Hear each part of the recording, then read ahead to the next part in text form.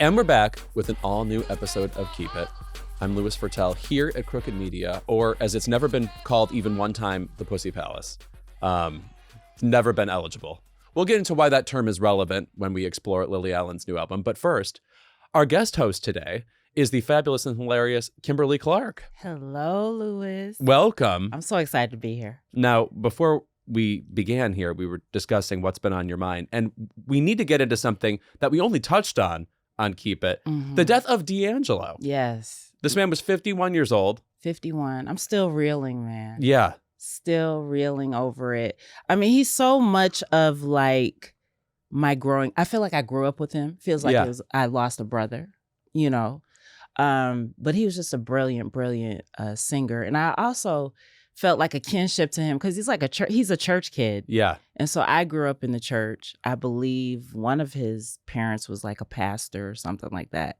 You know, I sort of like saw that in him before even like reading that he was a church kid. And so, you know, when it all came out in his bio, I was like, yeah, that makes sense, you know, because, you know, you just feel that sense from people like, oh, that's where they come from. And of course, like in his music and in his vocals and everything, you hear the influence. So. Well, also, we just don't really actually demand in popular music that people be brilliant. Like, you know, like music can be pleasant, melodic, otherwise pretty disposable. And that's fine. It doesn't need to be great. Sometimes people wander in who are gifted. Right. And it actually surprises me because it's just not what we demand of what, for example, music I hear at the grocery store. Right. But he actually, you know, in the late 90s became this very intense musician whom we all not just respected. It was like he became his own genre. Like neo soul is like inextricable from him. Right. You know? Right. And he was prodigious too. Like I believe he was like playing like at 3 years old, playing the piano. Yeah. One of these Tori Amos people where it's like they're just touched, shall we say. Exactly. But you know, he wrote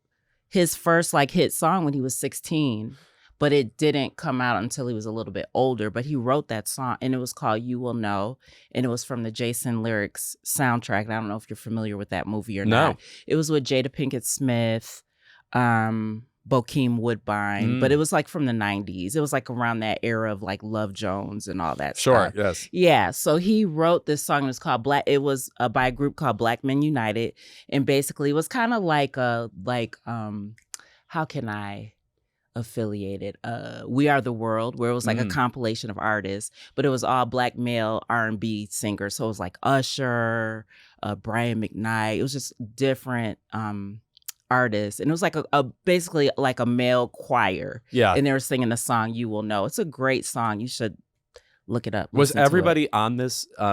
Did they all have 18 abs apiece? I don't think they all, like Gerald Levert was in it, so he was fluffy. Yeah. But you know, some of them, you know, it was like a very young Usher. Brian McKnight had a recent era where he decided to write very explicit music. Yeah, he turned kind of weird. Yeah, I mean, it's almost, I appreciate the effort, but it was so, there's no other word for it, funny. Like it was like being explicit about what body parts you wanted to touch. And it's like when you get that literal, a certain mystique leaves the room. Right, absolutely. It's hysterical. And I feel bad for people that use Brian McKnight songs in their weddings because it's like tainted now. You know what I mean? It's just a bit tainted, just like hear his voice. And, you know, he made a lot of great music, but now I listen to it, I'm kind of like, That's also like his music video for Back at One. That's like kind of what I missed in the late 90s, like a very sappy, sad story video. Yes. Men don't beg anymore either. I'm like, where's the begging? You know, get on your knees. Open your shirt up. By the way, I feel like we haven't heard from Usher in a minute. What's happening with him? You know what? He was in Vegas. He was doing his residency. He was doing that whole roller skating part of his show. Have you ever seen? Yes, and I remember we saw that at the Super Bowl too. Yes. So, I mean, I don't know if he's coming out with new music anytime soon, but like that was a pretty big deal. I wouldn't be surprised if he had just like fully android metallic body parts at this point. He's just always like stage ready, gladiatorial body. Yes, absolutely. Well, speaking of R&B men, what are your Chris Brown thoughts as of recently? Jump right into it. Well, I mean, I just saw footage of him like dancing, and it's both sexy and like a circus seal. He's amazing. And I have such mixed feelings about, okay, I really want to go see him live. Yeah. I really do. Well, but it does then, feel like if you're going to experience him, like at least you get the full like body contact sort of Magic Mike style moves. Seeing him fly in the air and all that stuff. I mean, in terms of like dance moves and like all around performer, he is the closest thing that we have alive to Michael Jackson. Beyonce is in there too, but you know, he's a great performer. But then it's like the history. Yeah, right. I remember some of that. It's so I'm sure you do. Yeah. It's really I feel is there a statute of limitations? Like, am I, is there a waiting period? Like, is there somebody that could tell me it's okay? And unfortunately, no. We've been granted consciences and we're supposed to know what to do with them. And I remain at sea. I have no idea what to do. Right. Also, you know what I think is always funny? When anybody who isn't Michael Jackson dances even 1% like Michael Jackson, it's like, it's clear you're ripping him off. When there's any sort of this, oh yeah, it always makes me laugh. Well, at least artists like him do give reverence, like they do give their props to Michael. Yeah. You know what I'm saying? It's the ones that don't, where I'm like, okay, calm down. So you came on this podcast to defend Chris Brown and Michael Jackson. Is that correct? Yeah. That was not the goal. I would love that hostile takeover. That was not the goal. And you're like, and by the way, Phil Spector made amazing music. I'm trying to get permission to go to the Chris Brown concert. That's what I came here for permission. All right. If I'm the one to grant it, that is too bad. Better not be me. Right. Okay, well, now that we've reviewed all our favorite R&B men of the past 20 years, right. In this episode, we're going to get into somebody who's not quite R&B, Lily Allen, whom I remember when she emerged very vividly. It was sort of around the Amy Winehouse time when we accepted British women into our lives. Yeah. She has a new album, and it is maybe the definitive breakup album of the past 10 years. She was famously married to David Harbour, past Keep It guest, by the way, was very lovely at the time. Oh, nice. Yes. Okay. But we're going to get into how apparently he wasn't lovely. Okay, I got to look at the episode now. Yeah, right. After hearing this album, I got to look at the episode. I'll probably pick up the clues when I see the episode. Oh, no, everything is a clue now, by the way. I feel like I'm Sherlocking every time I look at footage of them. Yes. So we'll get into her new album, West End Girl. And we will also be interviewing the fabulous Justine Lupe, who is the star of Nobody Wants This on Netflix, but she's also been on Succession. She was hilarious on Cristela. She's in Frances Ha. We'll just get into her entire career. All that and more when we return after this. Keep It is brought to you by Soul.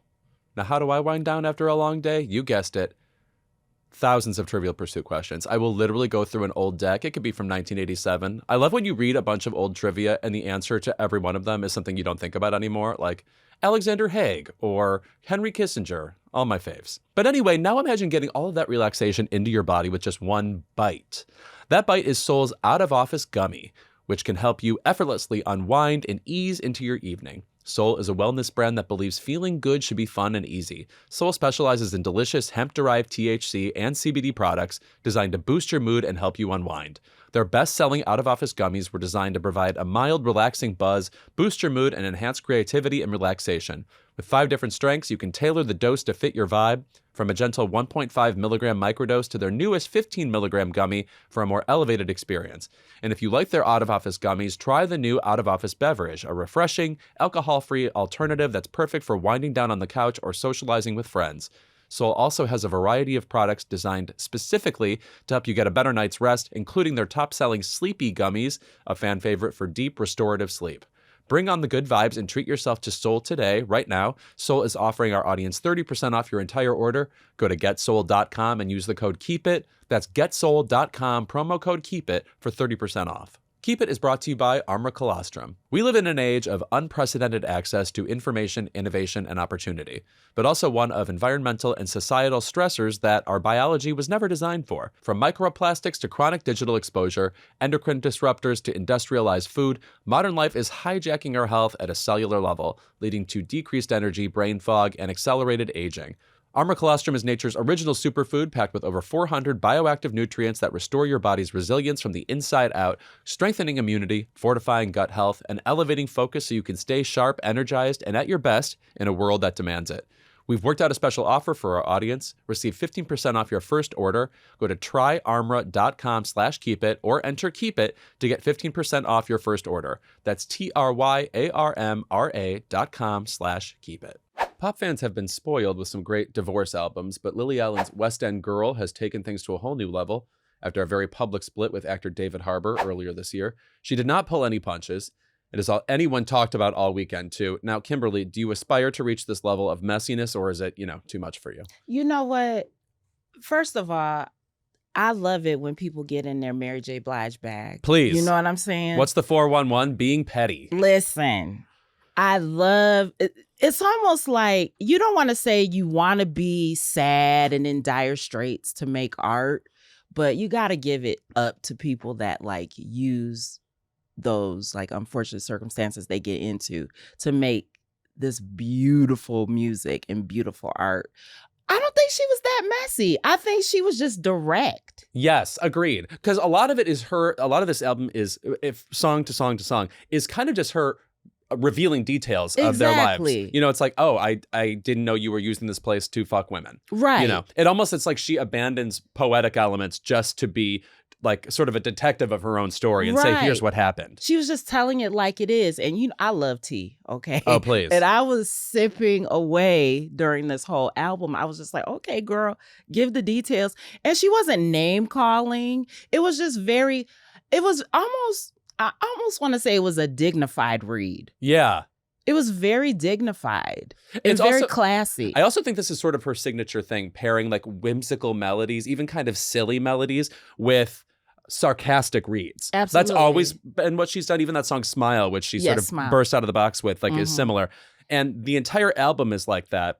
And I think what's effective is when the music has that kind of sing-song quality, but she's relaying these sentiments, it makes it sadder. Yes. Like the irony of it together gives it more impact and more import. It kind of made me think of the Outkast song, Hey Ya. Yeah. Because when you listen to the lyrics of Hey Ya, it's very, very sad. But like the beat is just so upbeat. And right. You're shaking it like a Polaroid picture. Who would like ever know? A Polaroid picture, but it's like, it's a sad song about a relationship, that's going bad, So I love this album though. Like it's really the music.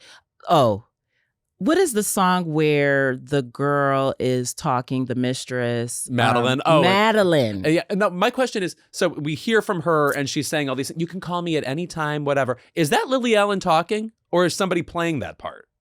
That's what I was trying to figure out. And then, because clearly it's an American accent. Yes. Right. So I'm like, okay, the hoe is an American. Yeah. Right. We can narrow down the continents. Right. Yeah. So I love that, though. The Love and Light exit out of the song. Yeah. It was great. What I love about this album also is like, the way, again, she's just recounting journalistic details of what happened, seemingly without even commenting on them a lot of the time. It relays how numb she is. Like, it just happened. There's no perspective on the relationship. It's just, I'm still feeling horrible from what just happened. Absolutely. Also, by the way, for a breakup album, which is a term we hear a lot, this stays in the breakup. Like, there's no song that ventures into another direction. Like, I think people would say Rumors by Fleetwood Mac is the definitive breakup album of all time. Even that album has like a song like Songbird that's sweet and sad. There's like, Don't Stop. Yeah, exactly. But whereas this, not a single song on it is about levity or, like the furthest she gets into another direction is saying, oh, I'm on the apps now. But all she has to say about that is, I hate it here. I hate it here. Yeah, exactly. Another honest moment in the album, too, was when she talks about how she needed a Valium, like in the middle of the song. Oh, yeah, but she has the song Relapse, which I think is my favorite song on the album. Love that song. Because it has the feel almost like a Postal Service song. Like there's like a dreamy, floaty quality to it, and yet the content is very harrowing. Like, you'll be responsible if I relapse, right? Which, by the way, is another form of pettiness. Like, you should feel bad that you're my psychological undoing right now. Yes, but I think that's a standout track on the album. And I want to say also, this really is meant to be experienced as an album. Like, there's not many tracks in this album that jump out to be the favorite. It's like it's meant to be just.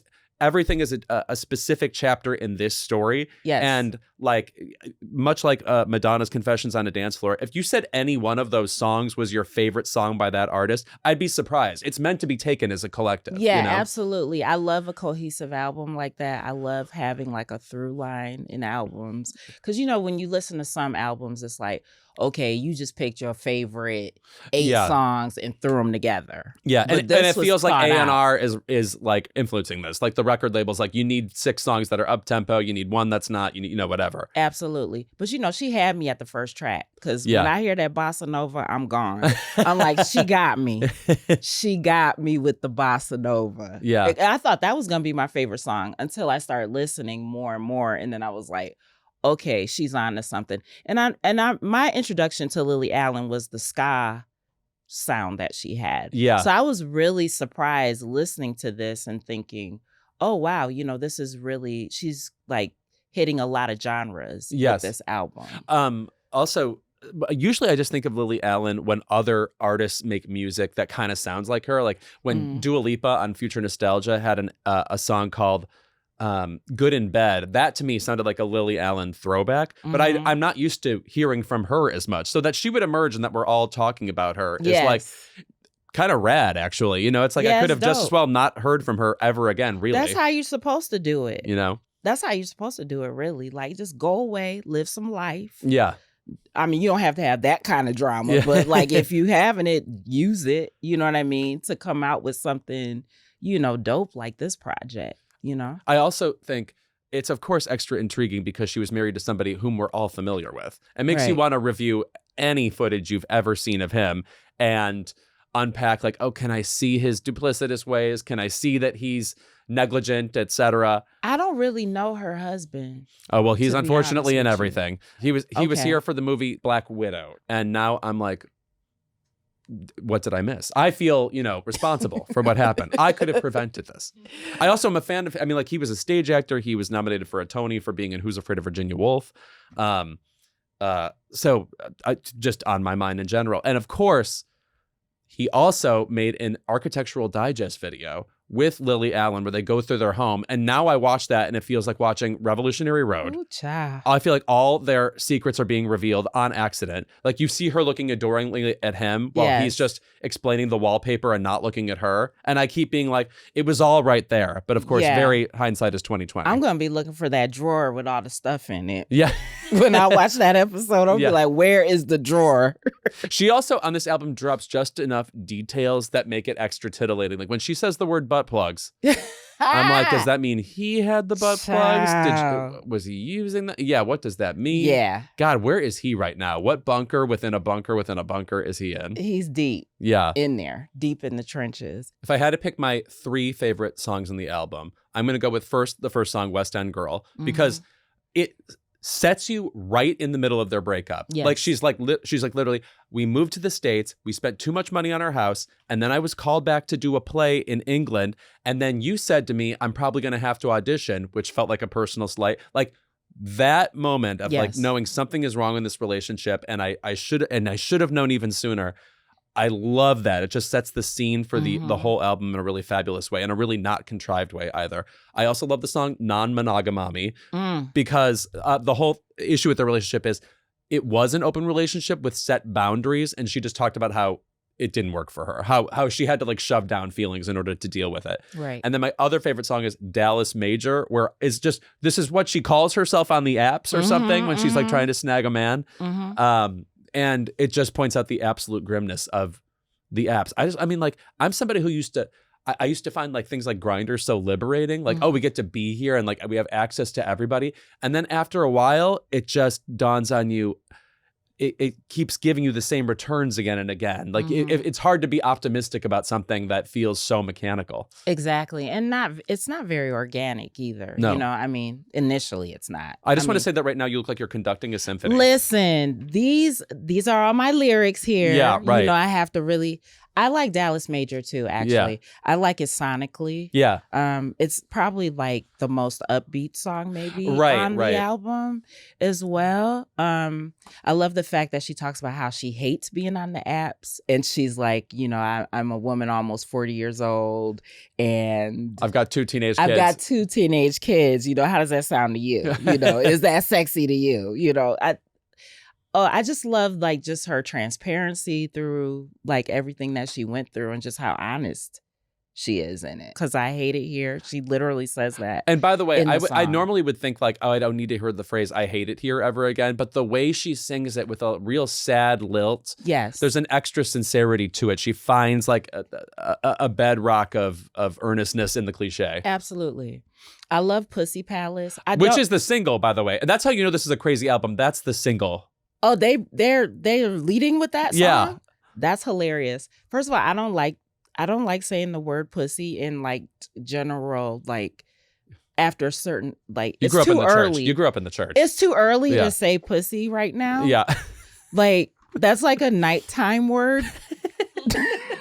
I don't like saying it like anyway. But that's a great song. And the way she says it too, it's a beautiful sounding song. So I understand why their A&R people would have wanted to lead with that. Yeah. But it was kind of crazy though, like calling him a sex addict. Right. And just repeating it several times, like drilling it home, like I'm dealing with somebody who is sexually unwell. Yeah, who has a lot of things going on. The toys, the butt plugs, the lube.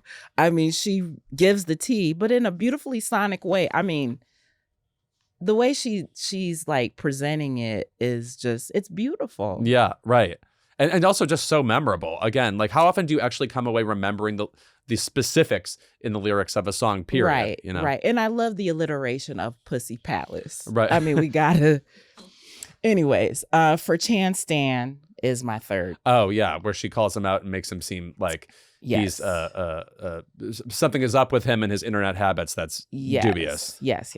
That was my third favorite. Do you have other favorite breakup songs or albums? You know what? I love, you know, it's the anniversary actually of Mama's Guns. Oh, with Erykah Badu, yes.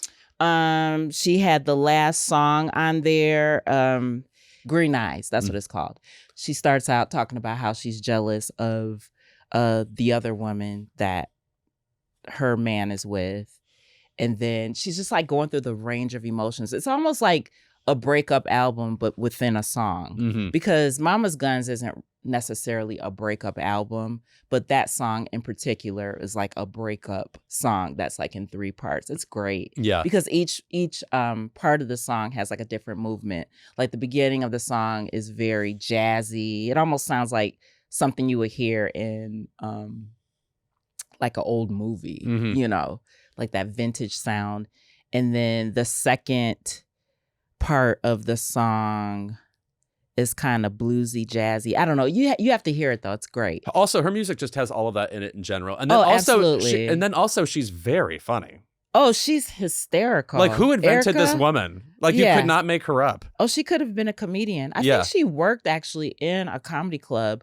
I think Steve Harvey had like a comedy club in Texas, and I think she worked in there. Oh, wow. Yeah. But She around rules. it. One of my Yeah. favorite breakup songs ever is, do you know It's Too Late by Carole King? Yes, from the 70s. That's a great song. The weird thing about that song is, so Carole King is known for being, you know, the great pop songwriter of all time. She did not write the lyrics to that song. Some woman named Toni Stern did. I remain disappointed because the up. lyrics are so good. She just did the music. Yeah, which is fine, but just Right. I'm disappointed, Carol. But what I love that it's a breakup song, celebrating the breakup. You know, it says, Yeah. you know, we really did try to make it, but it's this, you know, lovely, Yes. like there's an adult sense of resolve to the song. Yes. You know, like as much as I love, you know, You Ought to Know by Alanis Morissette and true breakup songs. Yes. I just feel like a huge part of being an adult is realizing that something ending is usually a good thing. Is another door opening. Another song I like is Chicago's Stronger Every Day, which You just took me back. Yes. I just discovered that song maybe about 8 years ago, and I love Chicago, and you know I love all the hits, Saturday in Of the course. Park and all that stuff. But when I heard that song, I was like, "Come on!" Knowing that you would have wanted it this way, Yeah. I do believe I'm feeling stronger every day. I'm like, That song Let me gets me. propel myself. Yeah. Listen, go to the next level. Yeah. Right. There's another step for This you. breakup is, it's like, it's pushing me up. Yeah. I love it. Also, you know what? I'm a big fan of breakups as like something to talk about on an album. It gives an artist something to do. Yes. I don't know. I feel like a lot of the time you're like artists are scrambling. Like on the latest Taylor Swift album, I feel like she's in a very contented place and sort of scraping to find things to talk about. Mayer? Yeah. Let's dig up John Yeah, Mayer. please. That fucking scarf and Jake Gyllenhaal. We got another round of that. Let's go. That's hilarious. No, and I want to emphasize again, everything on this album is only about this man. And like my favorite album of all time is Exile in Guyville by Liz Phair, which is routinely called a breakup album. Okay. But like that goes so many other different directions. There's like a moody song about being on an airplane. There's, a song about I hate living in the house I'm living in with these fucking like assholes. Right. Before it gets into like songs like Divorce Song that are about a breakup and how sad it is. Joni Mitchell's Blue, one of my favorite albums of all time, routinely called a breakup album, also has like somewhat sunnier songs or just like a song about missing California or whatever. Right.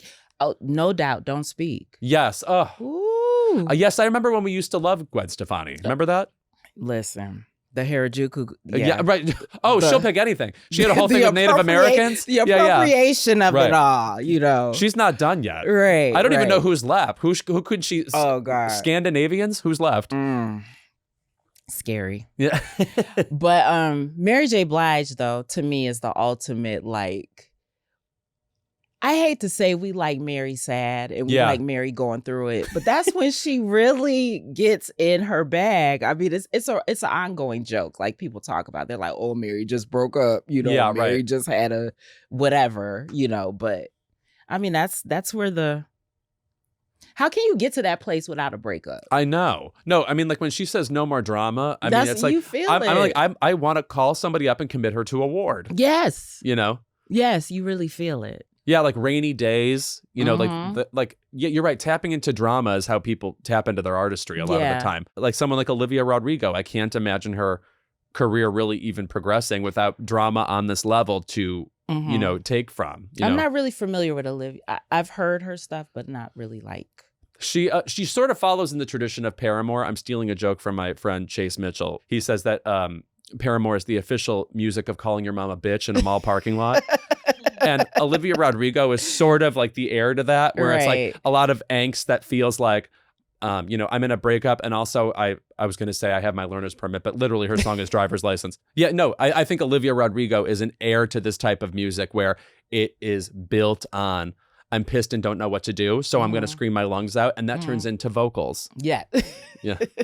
Yeah, sorry to this David Harbour, but I come away from this album feeling rejuvenated and like I want to keep listening to it. By the way, the problem with the breakup album is a lot of the time, it's a rancid feeling having been through a breakup. So it's not like a feeling you would necessarily want to immerse yourself in. But the music, again, the mix of the light melodic quality and the funny sarcasm running through it, or the monotone quality running through it, makes for an interesting dichotomy. So you really want to stay there, or I do. Absolutely. And, this is cathartic. This whole album is very cathartic. And there's something beautiful about listening to someone heal. This woman is healing. Even if that's like step one. Yeah. Exactly. Even if it is step one, I feel like she's probably pretty past step one at this point after putting this body of work out.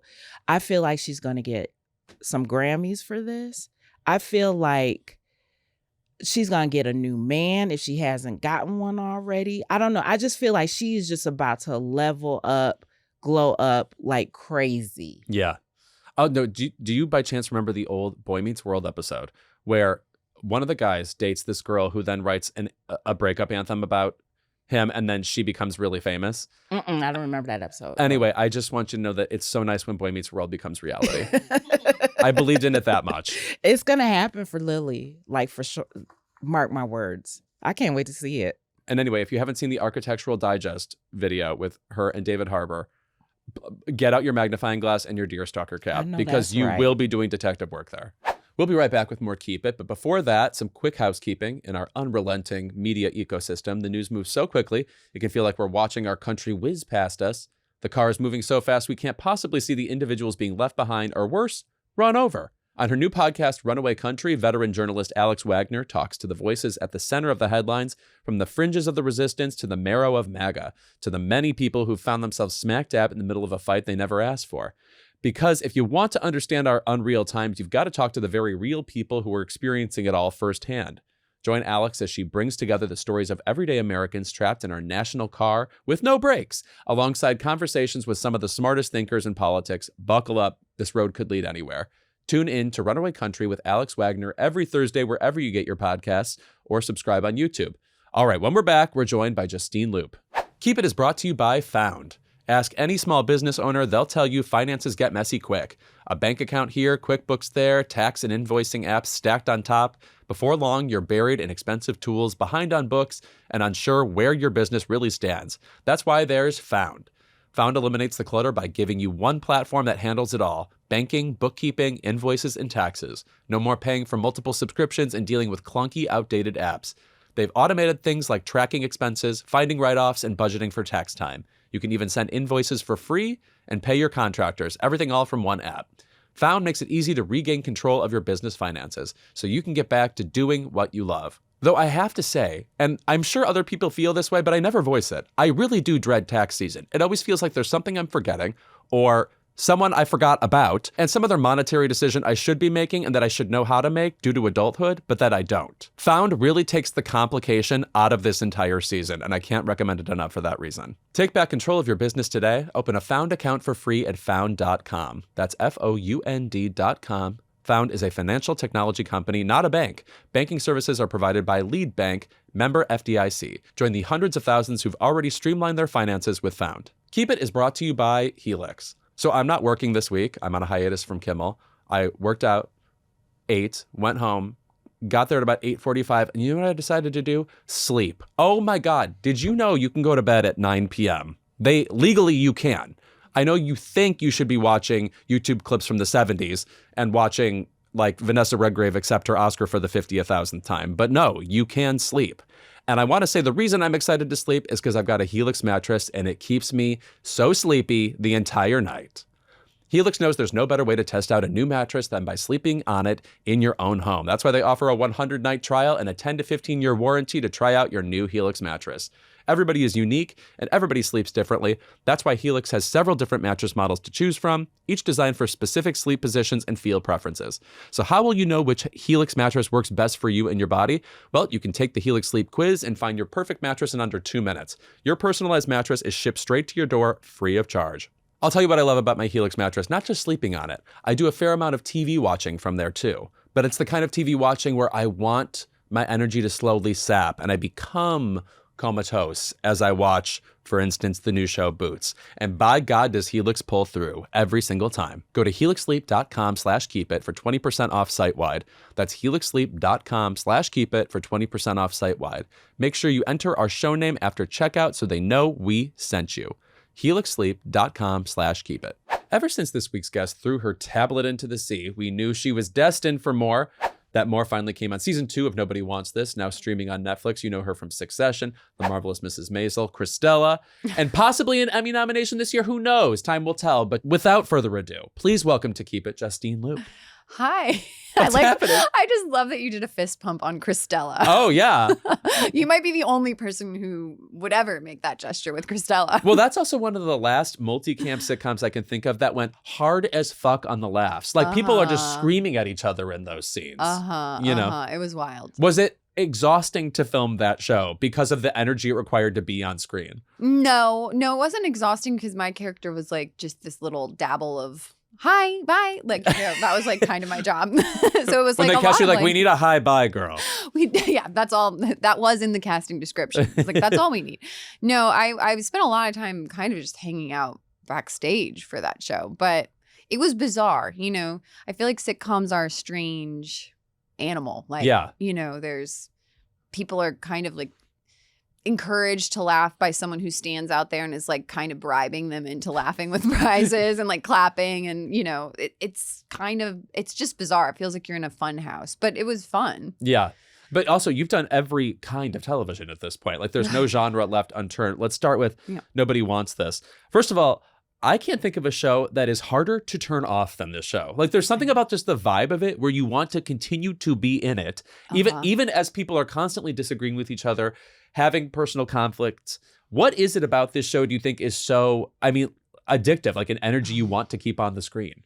I don't know. I think it goes down easy. You get to laugh, you get to watch some romance. There are like disputes for sure, but it's all kind of with like a levity. There's a bite to it, but there's soulfulness behind it. I think it's shot beautifully. I think that stuff really does matter. The sound design is really great. The music is poppy. I just think it kind of flies. I find myself in the same situation with the show. I just like zoom through it. Also, almost everybody on this show has been on this podcast before. And really? They're also like such stone pros. Like they make just, I call it the Jennifer Aniston stuff. Like just even being casual, saying hi to somebody, like make it seem so real. And how has your relationship just evolved with these people as you've gone from one season to the next? We're talking Adam Brody and Kristen Bell and the fabulous Jackie Tone. And Timothy Simon. Yes.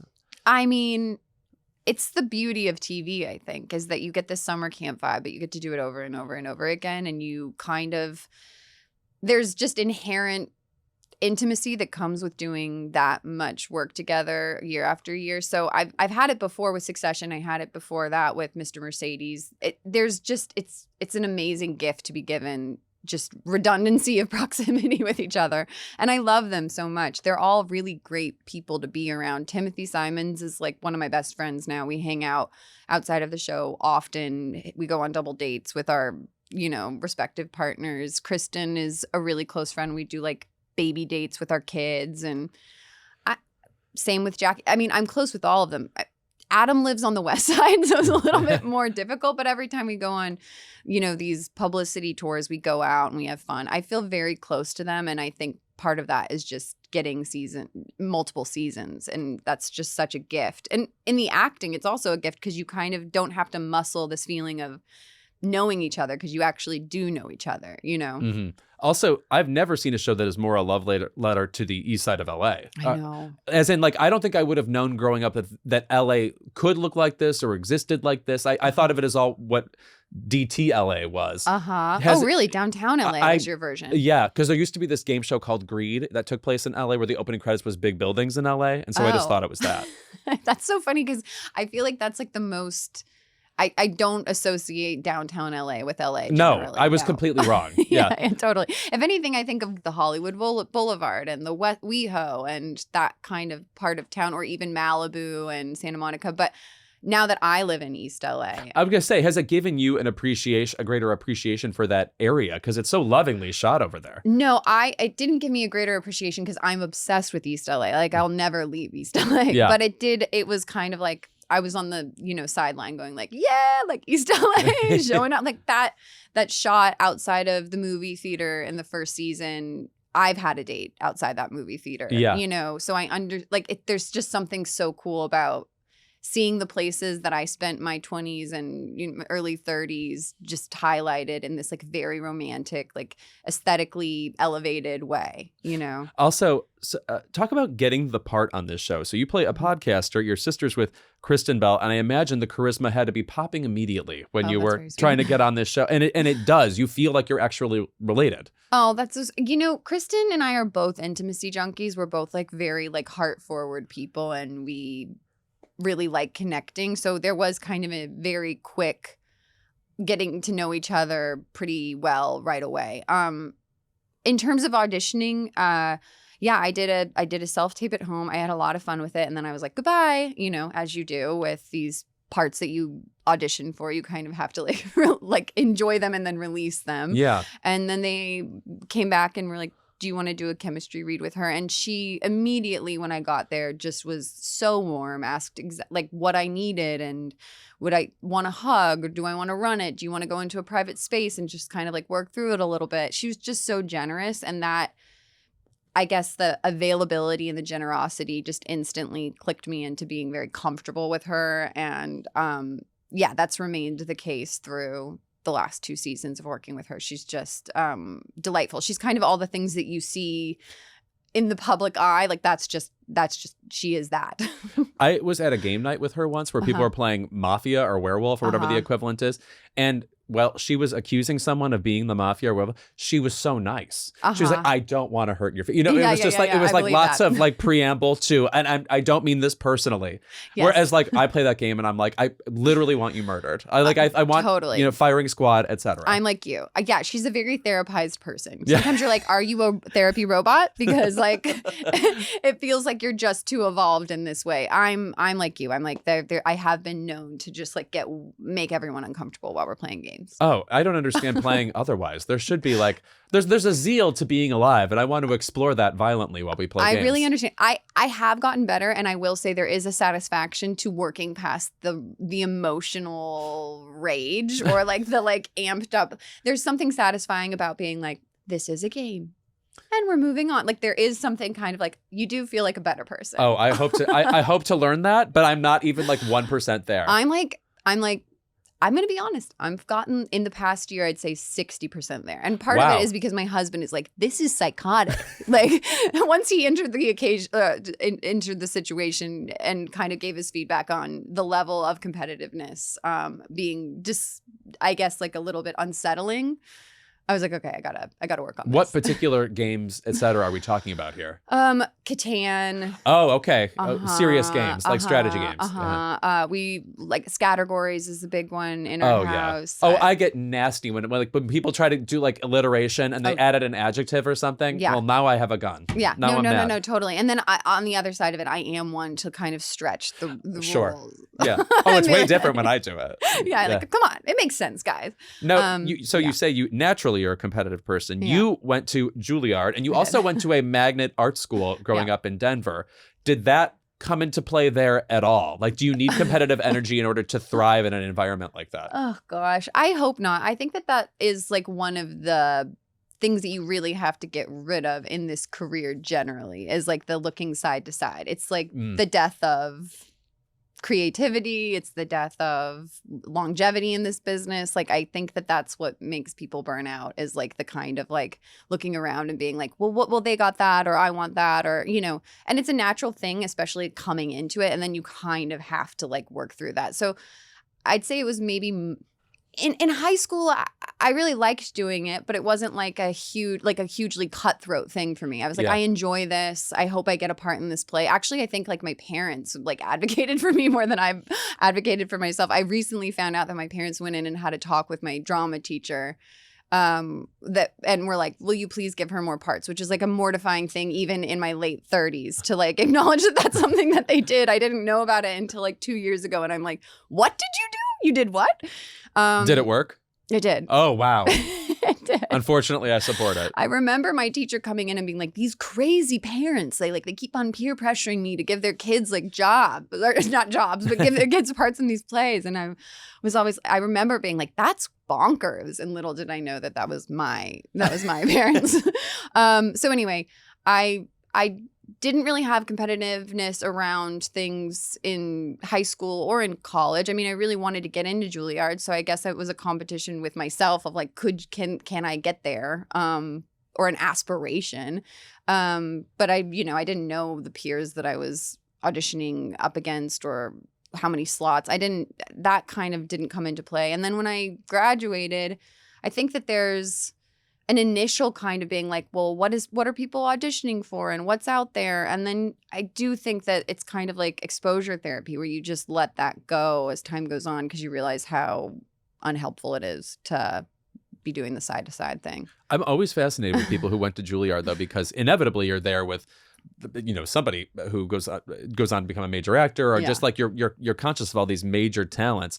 Do you remember just sitting and watching anybody whose performance there you really still remember? Adam Driver. A tough person to go to school with, I feel like. He's like Mr. Actor. Oh, yeah. I mean, at the time he was kind of this like wild seeming guy. Like he was, he was so incredible at acting. Everything I ever saw him in, I was just like, this guy. He was in Burn This. I remember his performance in that being like outstanding. And he did this Under Milkwood piece that was incredible. but he also felt like a little bit like like an animal, like an uncaged animal. Like we all knew that he had come from the military, and he was like always kind of like quiet and brooding and like roaming around. And yeah, he was kind of this enigma when we went to school. But yeah, he was one that I was like, oh, that guy's like crazy talented, even while we were at school. And there were a lot of people like that. Corey Hawkins was in my class, and he played Dr. Dre in Straight Outta Compton, and he was just in The Color Purple. He's like an incredible actor. He just did Top Dog, Underdog on Broadway a couple Susan years Laurie ago. Parks, yes. Incredible. He's incredible. And I knew then that he was just like remarkable. But yeah, you see incredible performances all the way through, and then it's kind of wild to just watch people's careers as time goes by. Do you find that you actually use what you learned in school like on a daily basis when you're acting, whether it's on Succession, whether it's on this show? On a daily basis, no. Yeah. I'm not acting on a daily basis. That's true. Not even close. Yeah. But I do feel like, yeah, there are definitely aspects that I kind of call upon from that time there. I also just think that doing that much theater over and over and over again for 4 years, we did 16 plays by the time that we had graduated at school. And so that in itself is just something, the confidence that it gives you and the knowing that you put in that many hours just is inherently kind of helpful. And they really do stretch you into kind of going to different places. So I feel like what I've done outside of school is reflective of me kind of being stretched in different directions. Like I've played a lot of different kinds of characters, which I think Juilliard kind of gave me just an awareness that I could go out there and play like a different character than I ever expected being able to play. I was always cast at Juilliard as like the old woman, like Berta the maid. That's what's so funny about school to me is like it's a completely different universe, especially when you're with only people your age group.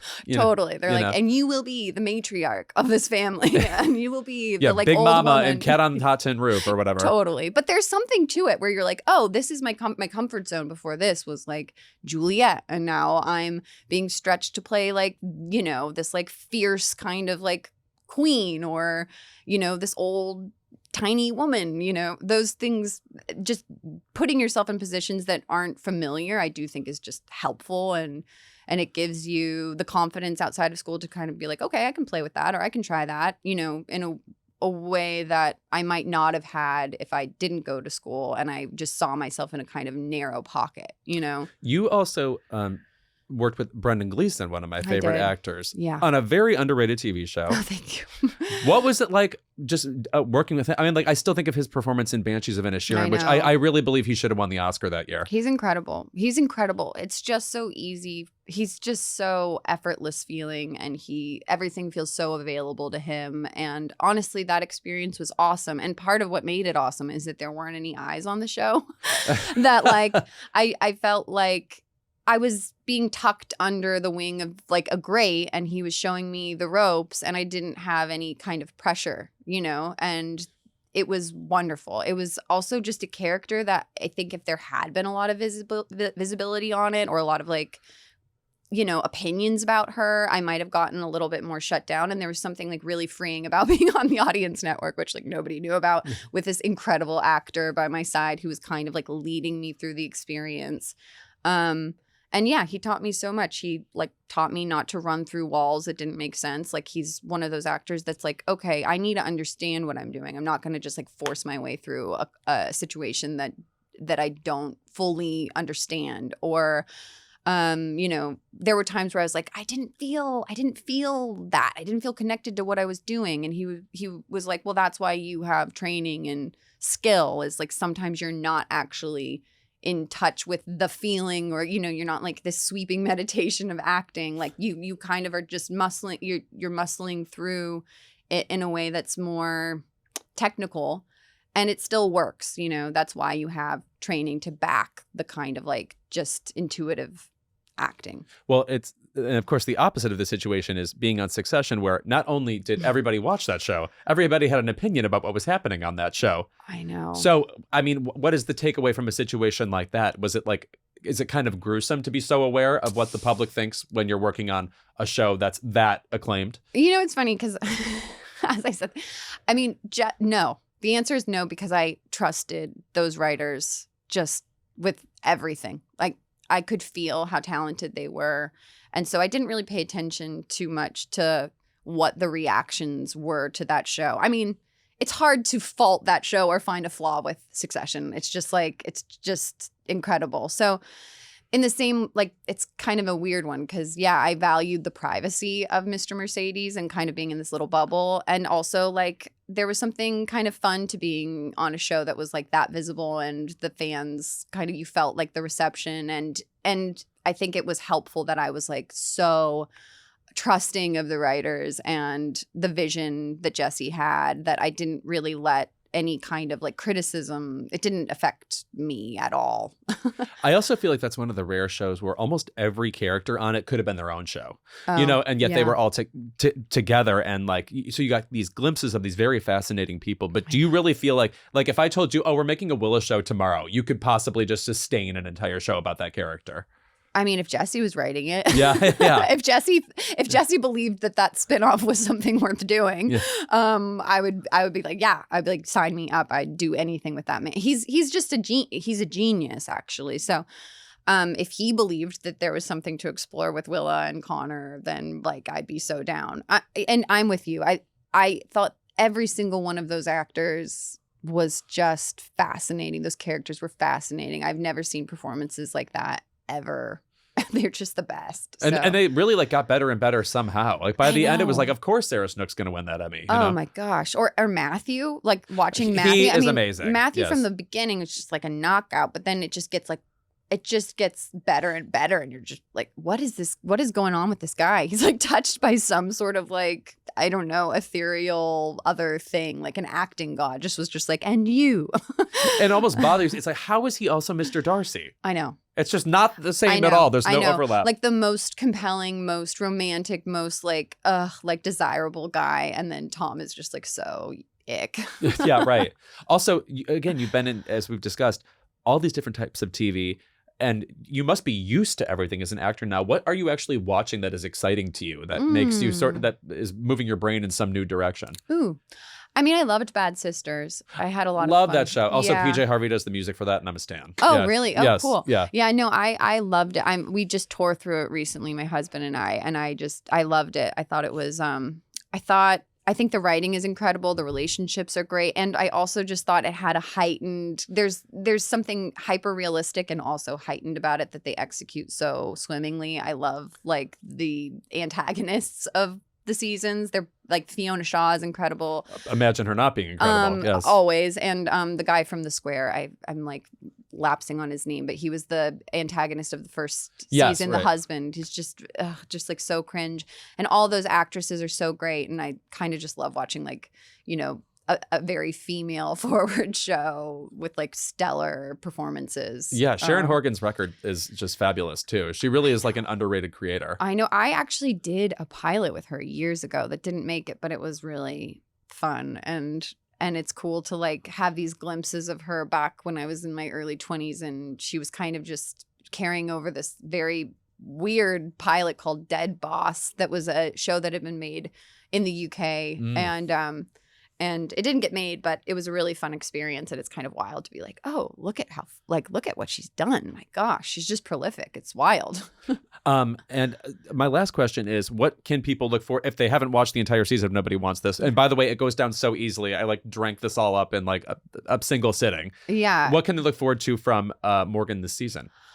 I mean, I think Morgan's going through a bit of a identity crisis. She's lost, you know, her sister, who's, you know, I would say she's very codependent with. She's one of the loves of her life in a sense. They're very, very enmeshed. And now her sister is going off on this relationship and leaving Morgan a little bit in the dust. And so I think she's having kind of this like crisis where she's like, what is my life and where am I going and where's my love and what's next for me? And she's in a bit of a whirlwind crisis and goes a little bit bonkers, and this is where it ends up. I think there's a Succession reunion in this too. Yeah. Yes. Yeah. With a particular actor, which I guess I'll leave the viewers to discover. It's a lot of fun. Yeah, he's the best. I was so lucky feeling when we got him to do it, and we had an amazing time. And I think it's a kind of like fun part for him to play. Yes, So, yeah. definitely.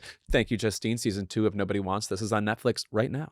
Thank you to Kimberly for being here. Thank you to the fabulous Justine Lupe for joining us. We'll see you next week. But until then, you can entertain yourself looking at the Keep It socials, Keep It Show on Instagram, where I'm blabbing about whatever, ranking things, unranking things, and then re-ranking them again. Join us there, and we'll see you next week.